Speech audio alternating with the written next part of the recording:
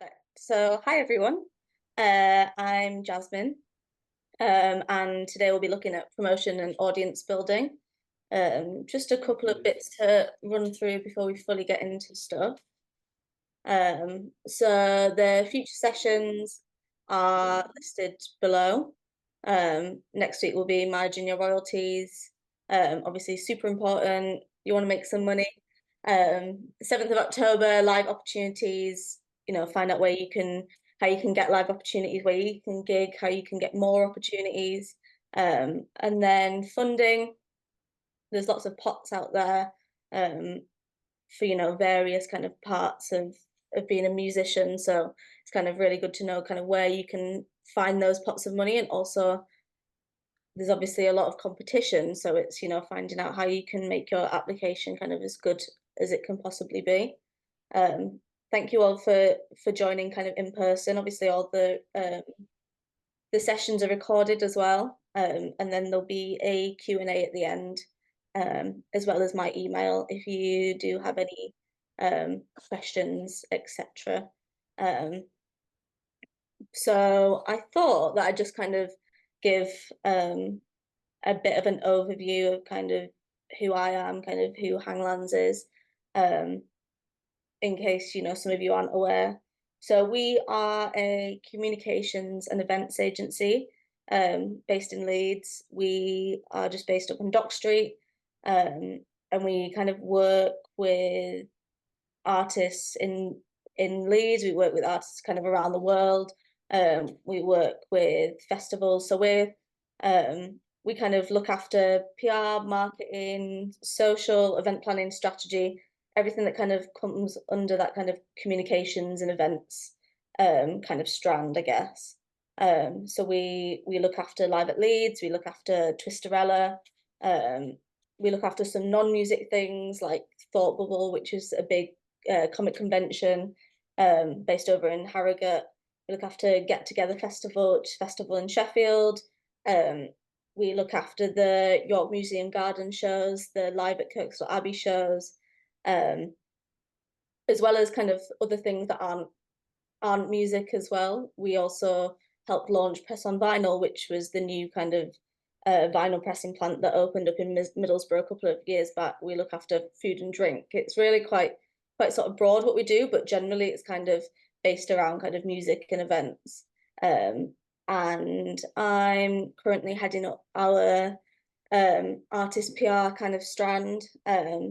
So I look after the full kind of PR management kind of thing, I guess, for a label called Pelagic Records, who are a Berlin-based label, founded by a member of a band called The Ocean, who are a really big kind of post-metal band who kind of spend most of the year kind of touring the world. And they're really incredible. Bands like Mono, who are kind of a really iconic Japanese shoegaze band, who they put out their record earlier in the year. It's one of the last ones that Steve Albini produced. And so Watch You From Afar, kind of a really special kind of Irish post rock instrumentalist band, who put out their record last month, which got loads of like really incredible kind of press and kind of write-ups. So Pelagic is kind of in that kind of more sort of post-rock, post-metal kind of world. And then obviously I have other artists that are kind of on my roster who are kind of totally different to that. Artists like Eleanor Moss, who works with Blue Raincoat Music, The Howl and the Hum. We just put out Sam's new album, which is incredible. Amelia Coburn, a really brilliant folk songwriter who's based up in the Northeast. Suds, a really brilliant band who are on a label called Big Scary Monsters. Van Houten, who are a Leeds-based band, put out their record on Clue / EMI North kind of earlier in the year. And yeah, I just basically work with a lot of artists who are kind of from different genres. It keeps things super exciting. and you can kind of head to our website as well. You can see the kind of full roster and everyone we sort of work with there, kind of give you an idea of kind of the people um, that we work with.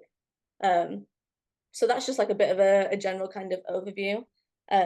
So yeah, today we're going to be talking about kind of promotion and audience building. I think, you know, when kind of thinking about promoting yourself, it's super important as an artist. And I think that sometimes we think that, you know, we all have kind of an idea of how we kind of can kind of do that, but I think it is quite important to kind of dig quite deep into it sometimes and kind of really kind of assess things. And there'll be things that, you know, we probably talk about here that you know you already knew, but then there's hopefully going to be things that you kind of take away from this, or even that you just kind of think about, and you know this that you think, oh, I didn't think about that like that in that way before. Um, so yeah, I'm just gonna get on with things. Like I say, you can ask some questions at the end if you like, or email me any questions. Um, so yeah, let's just dig right into it. So today we're going to look at three audience types. The first one being real slash offline. These are people in the street, people at the shows, that kind of physical person. And then online, this obviously can be super vast. You know, obviously online is a huge place. This could potentially be an audience of the entire world. So we want to look at how do we kind of want to cut through to the right people, kind of really connect with the right people by kind of using the online world to our advantage. And then also press and influencers.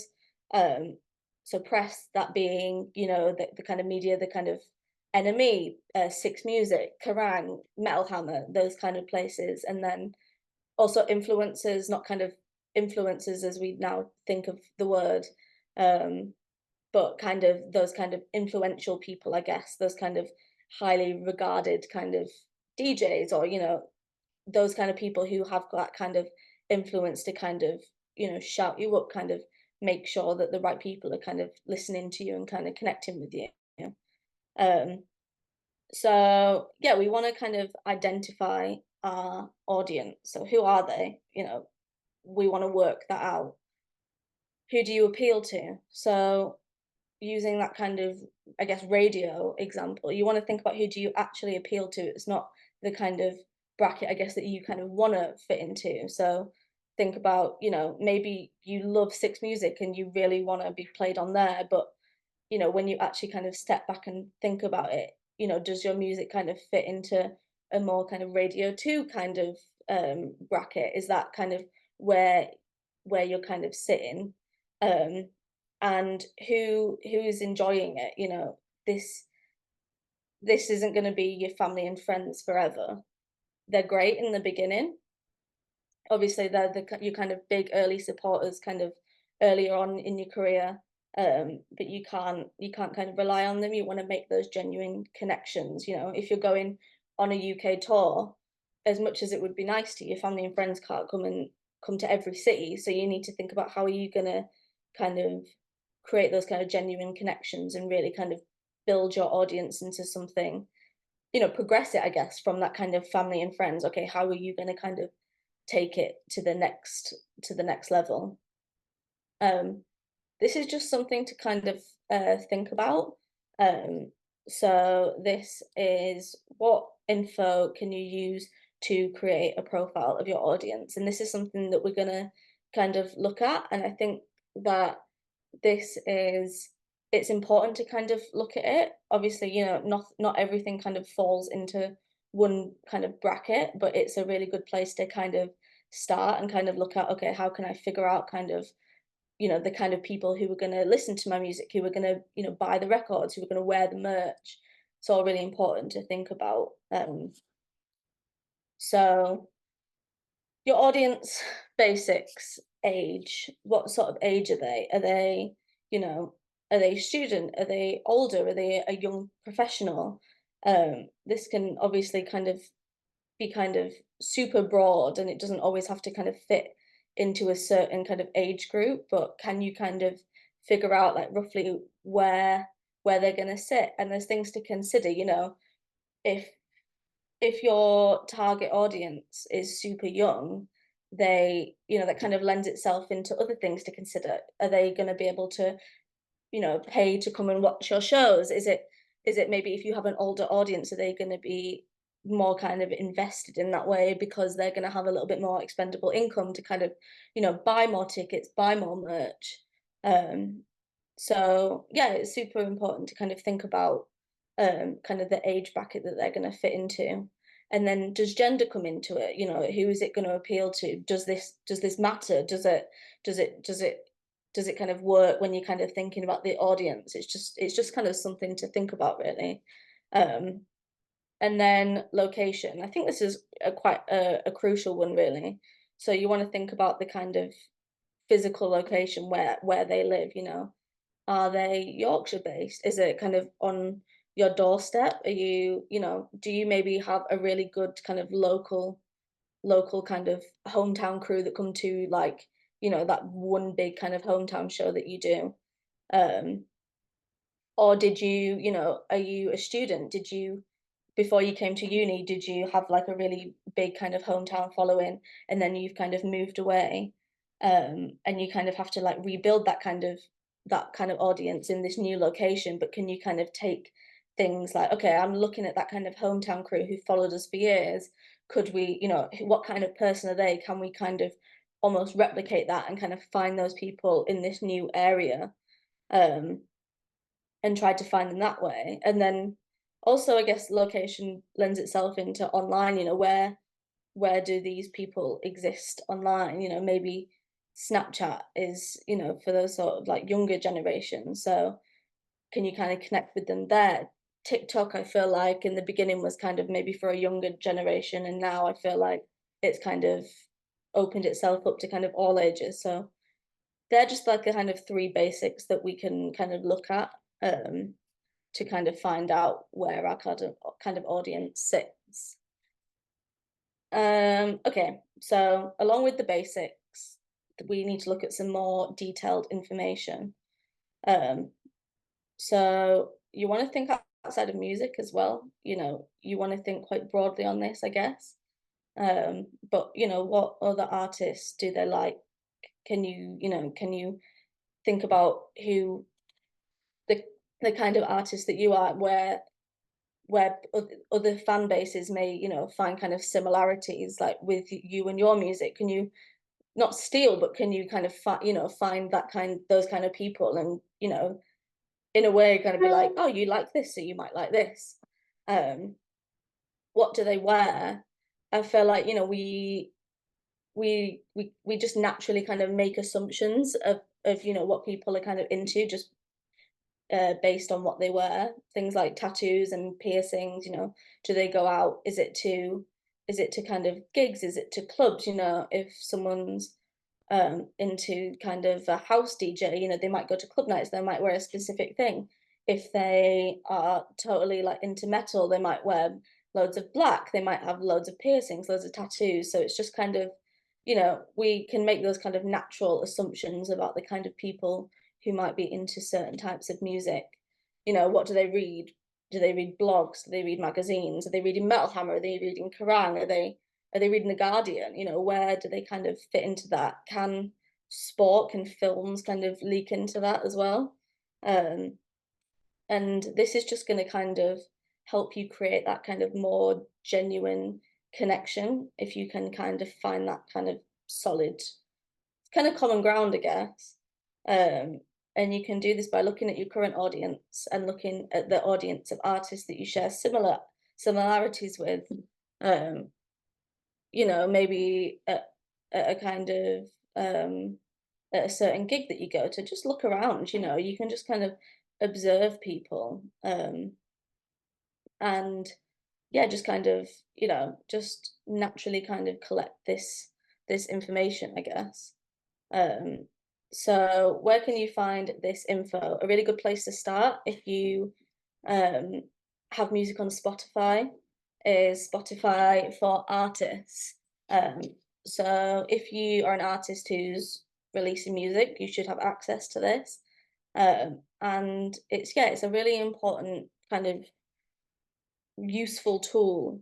Um, and it kind of goes back to that kind of there's that kind of basic audience information, where you can kind of find out, oh, who's listening to my music, what bracket do they fall into. So we have gender and age kind of split up there. Um, and then other artists they listen to, which again kind of falls into that for fans of bit.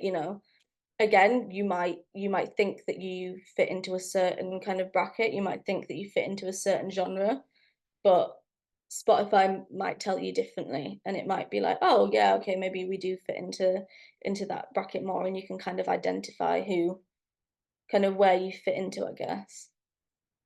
Um, this is probably the most important bit of Spotify for artists, I would say.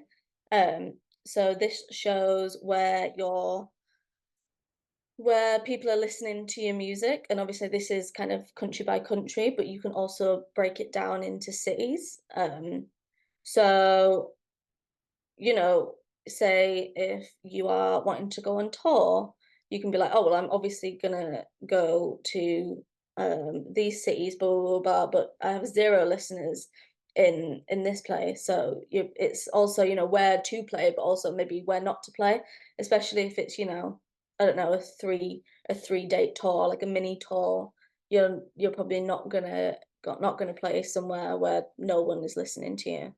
Um, and it's also just really interesting, and sometimes you can't even find the kind of link, like you may um have loads of listeners in a random town in Mexico, and sometimes there's no explanation why, but that's just like a really cool thing as well.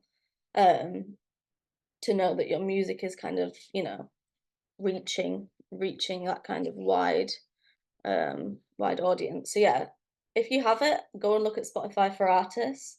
And if even if it isn't like a useful kind of tool for you, it's kind of just really interesting to look at like that in a way of kind of, I don't know, analyzing your data, I guess.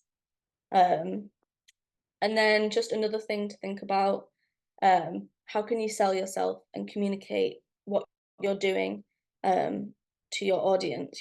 How are you going to kind of engage people, make people interested in you, make people listen to what you kind of have to say, even outside of the kind of music, you as a person, and kind of creating that uh, genuine connection with your audience as well is super important. Audience segment, so we can break this down into kind of two categories, I guess. So converts, people who enjoy and engage with your music. So these are the fans who were already there, I guess. Um, and I think just naturally, I think that we're always searching for kind of more, I guess, even if you have a goal and then you reach it, it's great for a bit, and then you're always kind of looking for the kind of next thing. Um, so yeah, these are the people who, are gonna shout you up. These are the people who are gonna kind of come to your shows, but it's really important to not kind of neglect these people as well. Yeah, these are the people who are, who might have been there from day one. They might be the people who are, every time that you put a single out, they're sharing, what you have, or even, not even on social media, they might be sharing in a group chat, like, oh, everyone, listen to this like amazing new album. So yeah, it's really important to kind of have those people within your audience. But then obviously we have, targets, the people that you want to reach. These could be other artists, they could be press, you might have press targets where you might want to hit some blogs, or you might want to hit radio, you might want to, get your track played on BBC Introducing. These are all kind of, things that you might want to kind of reach for, I guess. Um, so as part of that, and kind of, I guess, the way you kind of present yourself, you want to kind of think about things like your bio.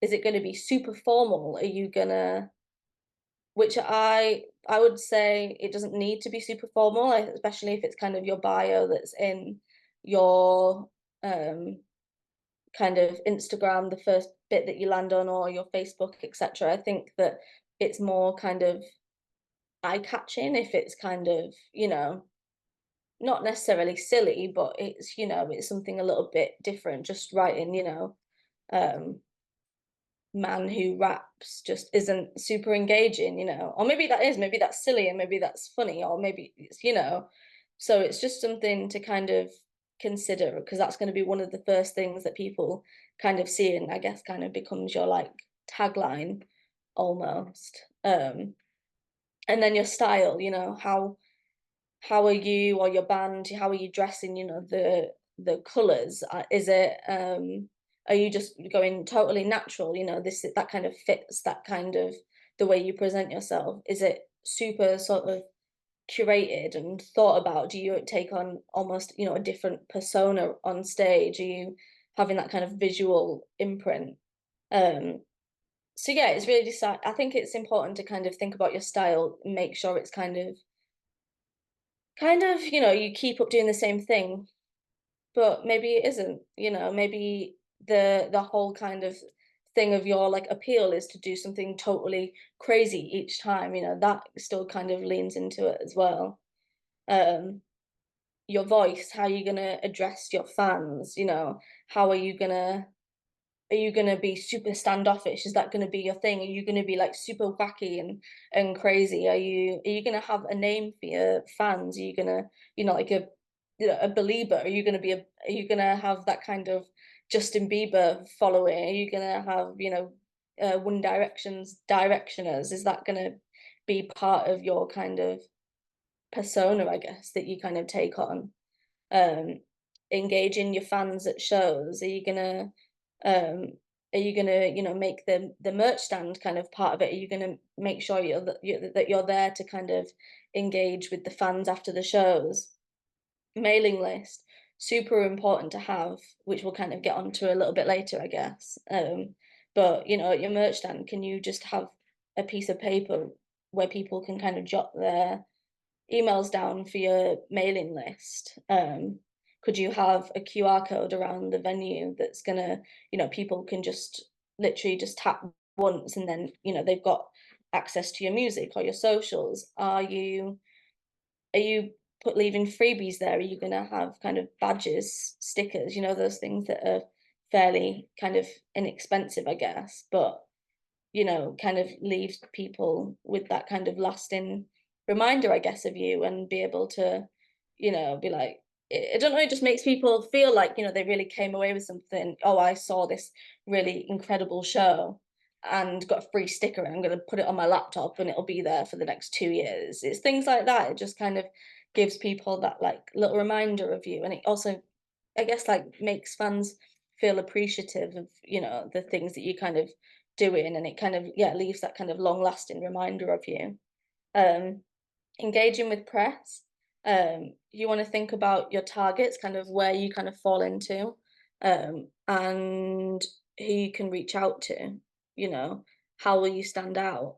um how can you kind of stand out whilst being authentic and original? Is it going to be possible to be like totally original? Probably not. So then how are you going to be able to stand out amongst the crowd?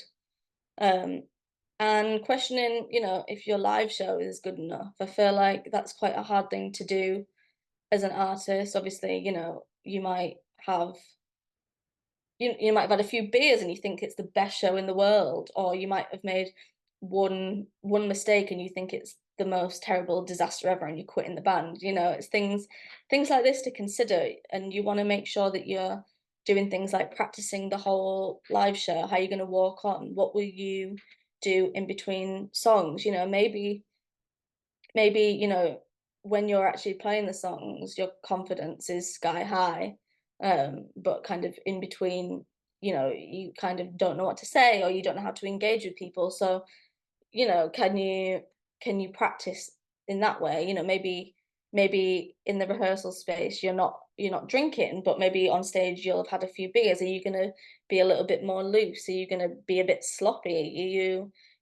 So I think it's things like that to think about. And I think that all of these things kind of come together to kind of it's how you kind of present yourself, online, live show. It's all super important because people will just kind of make up their mind on you based on kind of all of these things.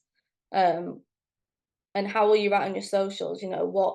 What can be what approach will you take, and how can you kind of be consistent? Is that something that you even want to do? Does it just feel like, you just want to play the music? Are you just gonna be super, super minimal with just like, the basic kind of information? Are you going to be posting every day? Are you going to be doing, Instagram lives? Is this something that you feel confident, or, is kind of suitable for the kind of image that I guess you're kind of um, gonna gonna give off? And an EPK, again, super important, and I guess we'll kind of get onto that a little bit later as well. Um, So we wanna look back at the FFO, for fans of, um, and you wanna work out who you're similar to, and you can use as identifiers for people to relate to. Um, so things like bands that you're similar to, or people who are playing similar shows, I guess. um you can use this as identifiers for people to relate to, and we do this quite a lot in press releases as well, especially for those more sort of emerging artists. People get given a lot of information each day, but you can be like, oh, for fans of um Kate Bush. And people are like, oh, well, I love Kate Bush. That sounds amazing. And there's a promoter in Leeds called Dirty Otter who do this really well. And they put on like loads of really cool kind of emo math rock shows. Um, and I think it's on all of their kind of flyers and posters, but they always put for fans of. And I think that's it's just really like it's just a really nice thing to do, and I feel like it's a way for you to kind of discover new music that you might not have been kind of aware of, but you kind of look at this, oh, I like American football, so I'm going to love this band. And I think that especially in that kind of world, that kind of genre, I think that people are like super super open to kind of discovering kind of new music, and I guess kind of being being the kind of first people to kind of discover a band. Um, so yeah, I think that kind of being able to kind of look at who you're kind of for fans of kind of is, I think is super important for that reason as well.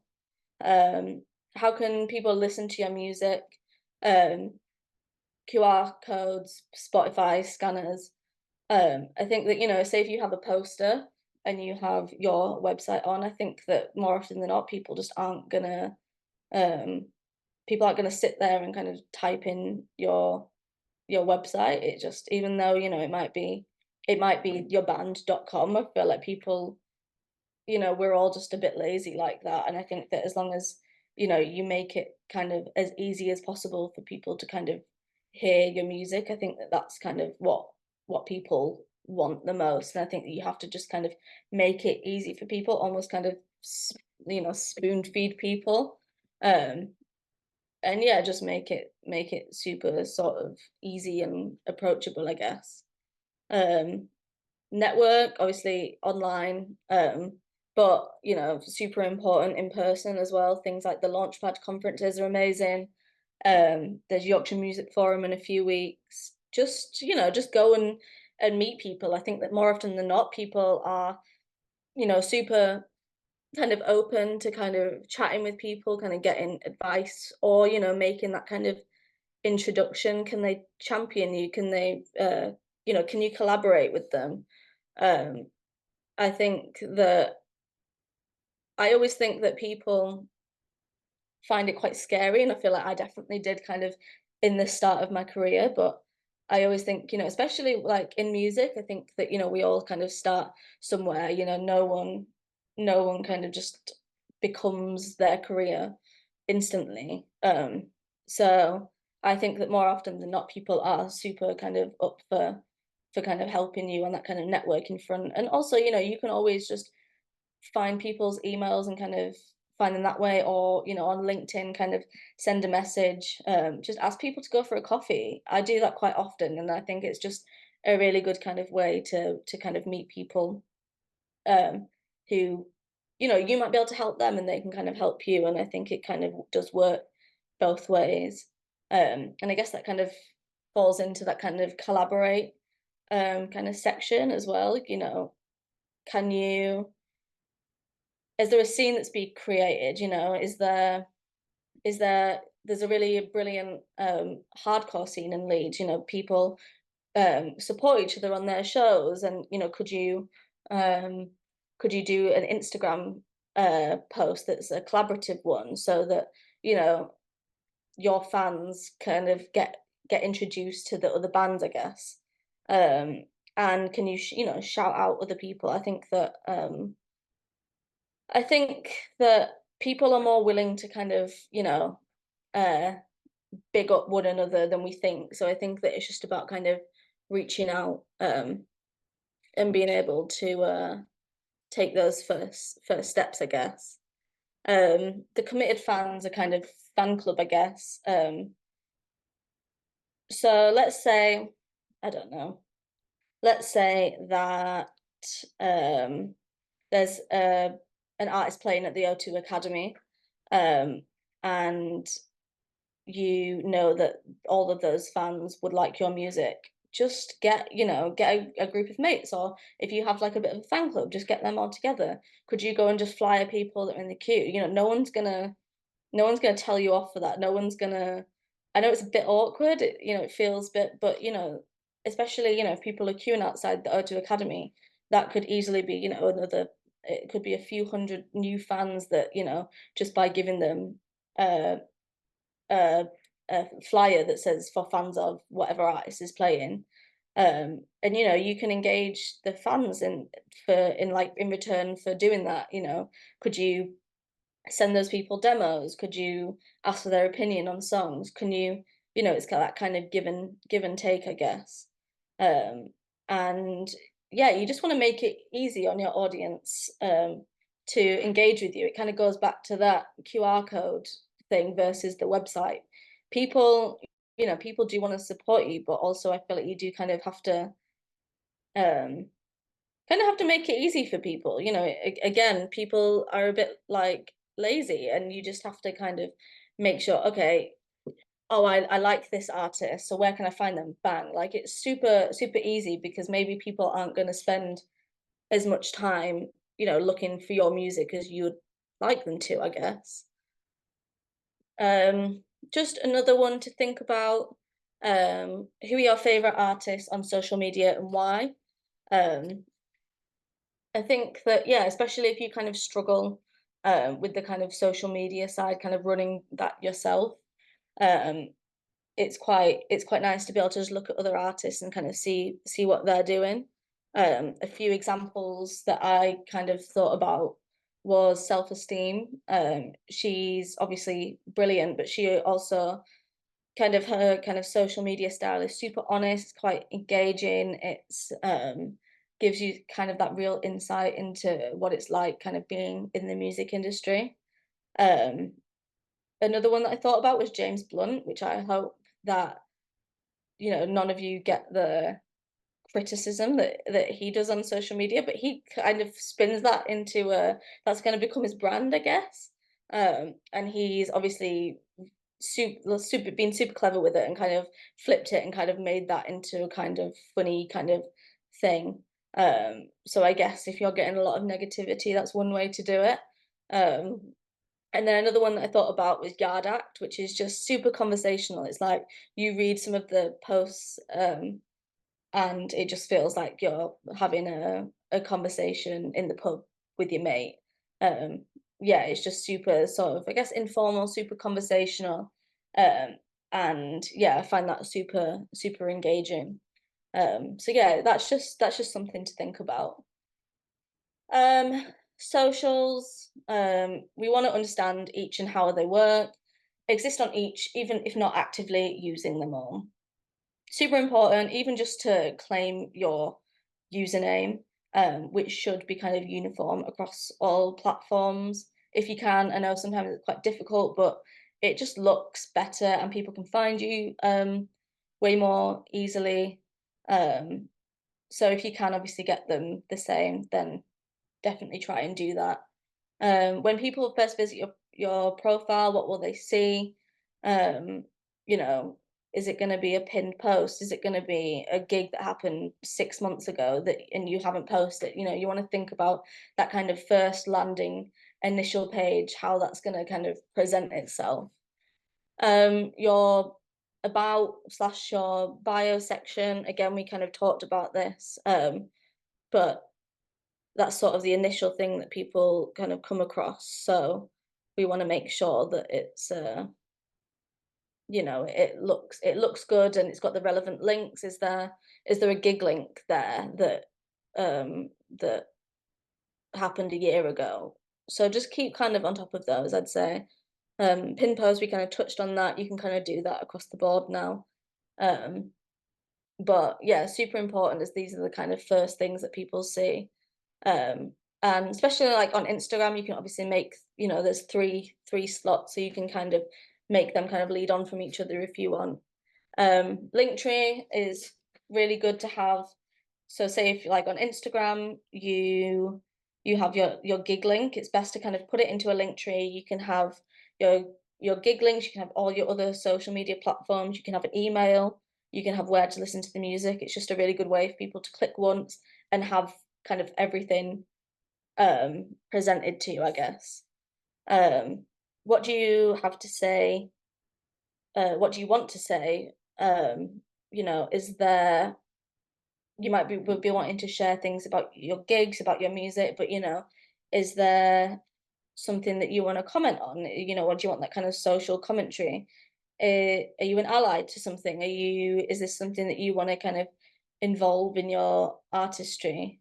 Is there going to be video clips? I think it's really important, especially on your socials, to have somewhere where there is a place where you can kind of listen to the music. I think that, say if someone has just stumbled across your page and they they might want to check out your music, but again, coming back to that kind of laziness thing, people might not want to go onto Spotify and kind of search you. So even if you just have, the artwork with a 30-second clip of your music, I think that's like super, super useful.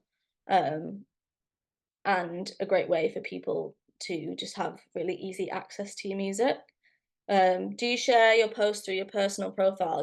Is this something that you want to do? Do you want to make your artistry and your kind of personal life kind of merge, I guess? Um, is that something that you want? Do you want to keep them super separate? Is it like, do you take on a persona? Is that something that um you don't even want people to know who you actually are? Um, so yeah, it's just something to consider. And then things like fan pages, groups for fans, kind of, I guess there's Facebook pages. Um, are you going to set them up? Is someone else going to set them up? Is this a way for, if fans are coming to your shows, can they meet up together? Can they kind of create this community, which is always really nice. Posting in group pages, you if you sound like Yard Act, I bet there's, Yard Act Facebook pages, Facebook groups, for people to kind of communicate in there. Could you post in there saying, hey, we sound like Yard Act, come check us out? And it's just a really good way to kind of, it's just, free ways that you can kind of have exposure, I guess. And then another thing, can you create events for releases?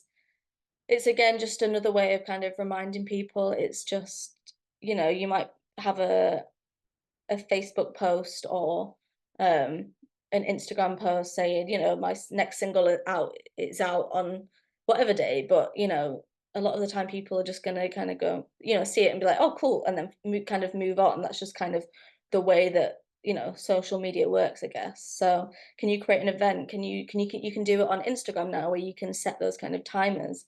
It's just about kind of engaging those people. Plan. Get ready for relevant events. So it's just been Six Music T-shirt day. Just things like that where it's, it could be really an easy way for Six Music to retweet you or whatever it is. What is your interest and passion? When's its day? Is it relevant to share? It could be donut day, but you could love donuts and you could or you might have a song called the donut song. So it's about, it could be silly stuff. It could be, if that kind of fits into your kind of persona, the way that you kind of want to be presented. I think it's really important to kind of look at those kind of bits and see if that kind of fits into what you're trying to present. Twitter/threads. I was thinking about this when I kind of wrote this, and I do think that Twitter is a little bit of a cesspit these days. But I think it is quite important to still kind of have it, and it is genuinely a really useful tool in the kind of industry, which I'll get onto a little bit later. But you could literally just have a kind of profile. You don't have to be tweeting things all the time or posting threads. You can just have your profile picture, your bio, your link tree, and then you could have one single pin post that's just, head to Instagram.com/whatever your band is for kind of more information. And that's a really good way to kind of, signpost people, I guess, to your main social. And then TikTok is obviously super, super vital right now. Oh, sorry. Is it right for you? Do you kind of fit into that kind of bracket? And I think that that is kind of across the board these days. I think that, you know, a little while ago, felt like it was a certain kind of artist that kind of fit on there, but I think that more and more, I think it's kind of becoming quite broad, and I think it is quite important to be on there. And I feel like everyone has this kind of thing about TikTok where it's like, oh, I don't want to do dances, and it doesn't have to be that, um this could be, people stitching your videos. It could be you doing a little vlog style. It could be you doing covers. It could be, I think that it doesn't even have to be you. It could just be, a black kind of video with your song playing and then the lyrics are popping up. I think, yeah, like I say, authenticity is key. And, you got to kind of look at these kind of social platforms and figure out kind of how you can make them work for you, I guess. Um, so let's look at other social platforms. We have MailChimp. Um, Again, kind of ties into that mailing list that we talked about, but this is quite an overlooked platform, I guess. I think it's super important. We all know that the kind of algorithms on social media can be terrible. But you might share some really important information and no one sees it. Whereas, if you have a list of people who have signed up to your mailing list, and they obviously want to receive information from you, um, an email can just be, land in their inbox once a month or kind of whenever it is. And they can just kind of get the information directly there. Whether they read it or not is obviously a different kind of thing, but as long as you kind of know that they will have kind of seen it, I think that that's really important. Do you want to utilize Snapchat? Do you want to kind of direct with people super super directly? Are you kind of a writer? Can you kind of set up a blog for people to look at? People might want to get more of an insight on you as a person, or how you write songs. So I think a blog can be really nice as well. And then also WhatsApp. And you can also do this on Instagram now as well, where you can create a broadcast. So people can kind of join your WhatsApp broadcast or your Instagram broadcast. And it's, again, essentially kind of one-way conversation. So, people who want to make sure that they receive information from you, you can just kind of blast out information into that kind of thread. And I think that that's a really useful way to be able to kind of send information. And obviously it's one way, so people can't kind of reply and interact in that way, But yeah, it's a really good way to kind of, send out that information that again kind of might have been missed otherwise. Um, Staying active, okay, make it easy on yourself. I think as an artist, you have to remember that, especially in those kind of early stages, I guess, that you are, you might be the writer, the producer, the social media manager, the manager, the PR, all of these things. So you do want to kind of make it as sort of simple as you can for yourself. And I know that um for some people, doing social media will come super, super easy. For others, definitely not so much. So I find a simple document is really useful. And we do this for a lot of our social clients that we look after as well. Um, just a simple Google sheet. You can kind of plot things in. Um, if you know that things are up and coming, you can kind of plot them in, then you can kind of fill them out a little bit later. And you can schedule things like Hootsuite are really good for scheduling. But I'm pretty sure in kind of most kind of social media platforms, you can now schedule things in the app. So it just makes things a whole lot easier. Um, this is kind of something similar to what we'd sort of use. And I think again, like a really kind of useful, but also just like quite a basic way to look at it. You don't have to kind of overcomplicate things. So obviously you've got the date, you've got the platform, so you can, Twitter, Facebook, whatever you want, content. So this could be, we've got an album coming out in 3 months, and then you can kind of plot in everything that you kind of want, and then just literally link to the image or the video that you're going to use. So every time, you might think like once a week, okay, I'm gonna get ahead on socials, and I'm gonna just schedule everything in just so it's all good and ready to go.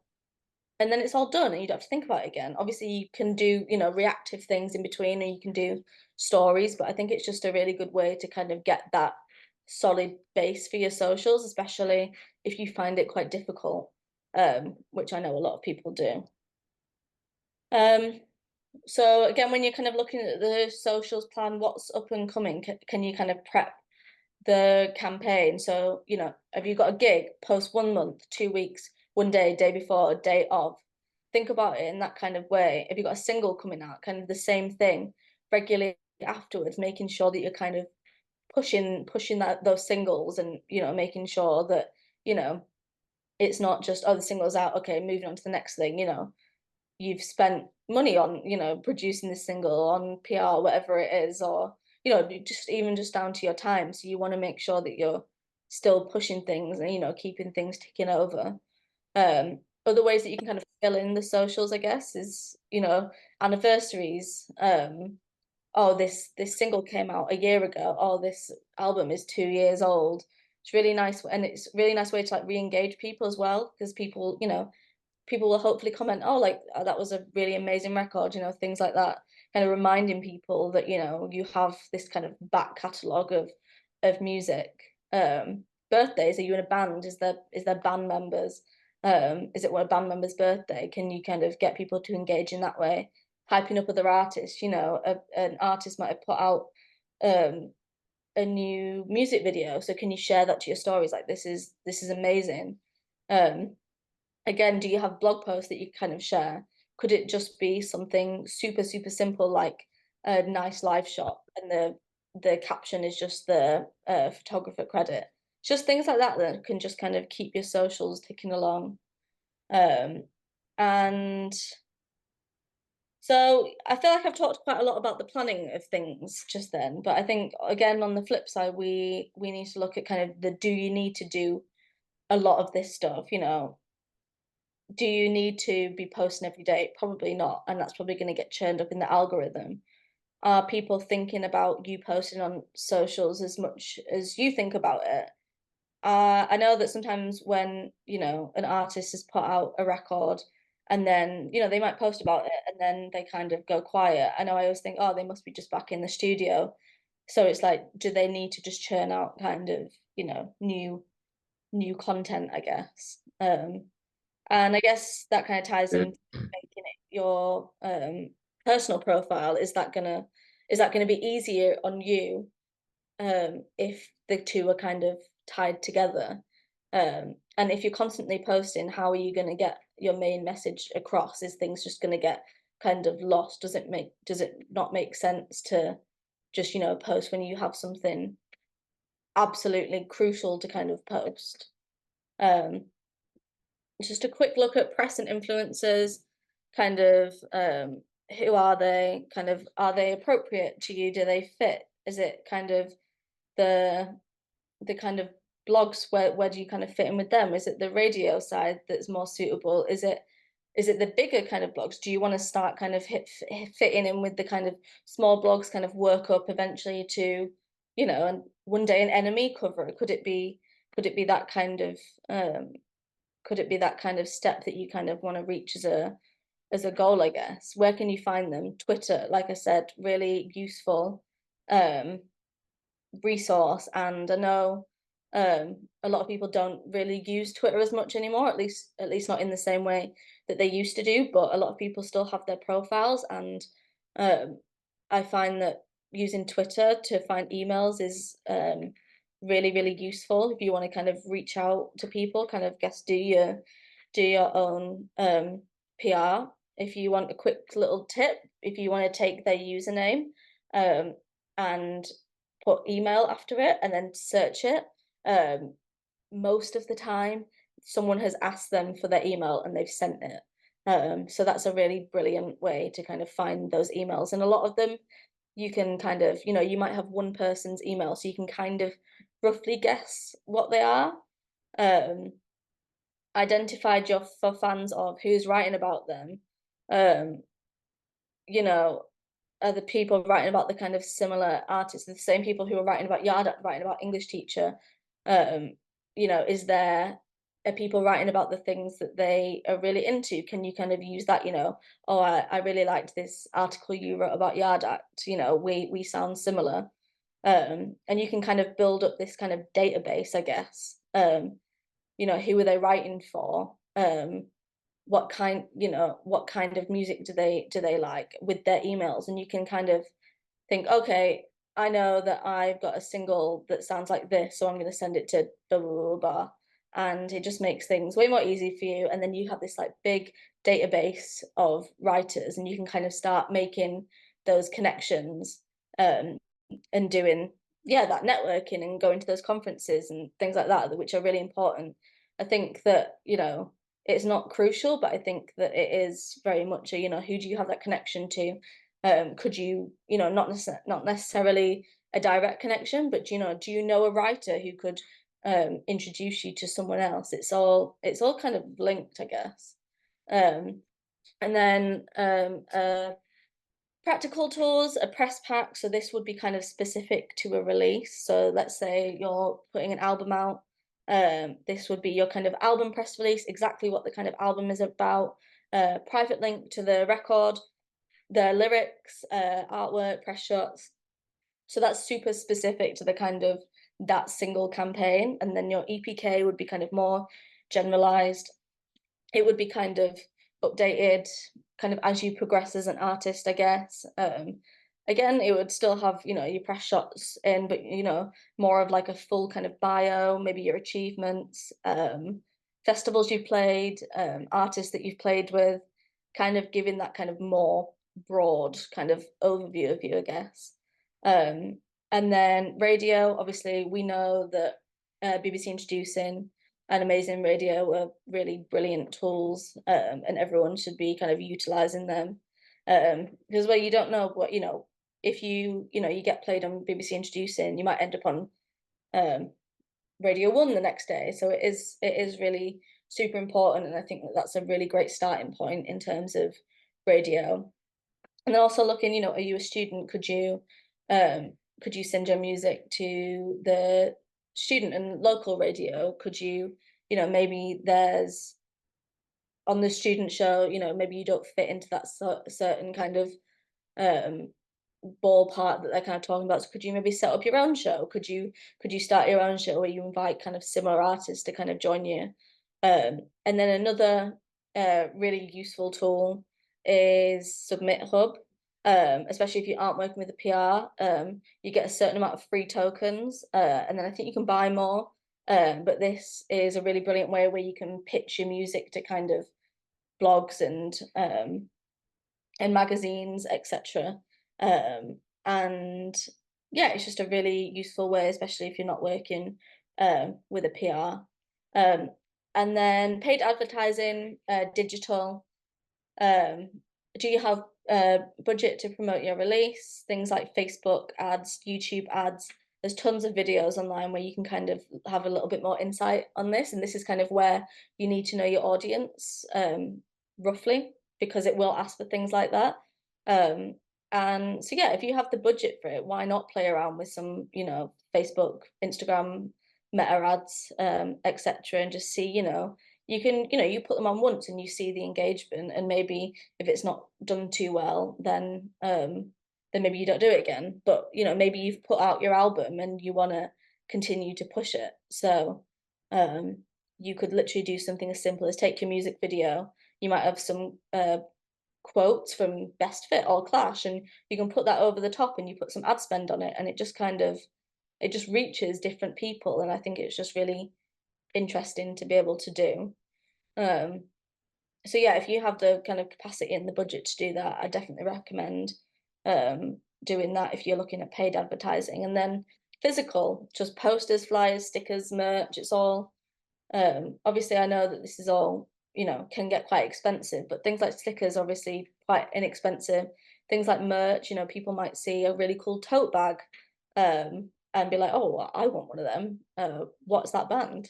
And then, it's like free advertising in a way. Um, so yeah, and I think we shouldn't underestimate the kind of power of things like posters and flyers. Um, and how we can kind of use them to kind of push musicians. And that's all from me. Thanks so much for listening, everyone.